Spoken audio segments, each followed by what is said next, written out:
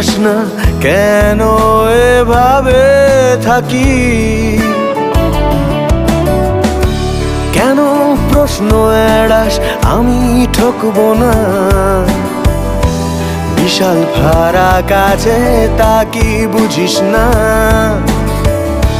পাতলা ঠোঁটের ডগায় সাজানো গল্পের খই, তোকে ফিরিয়ে দেওয়া উচিত অবশ্যই।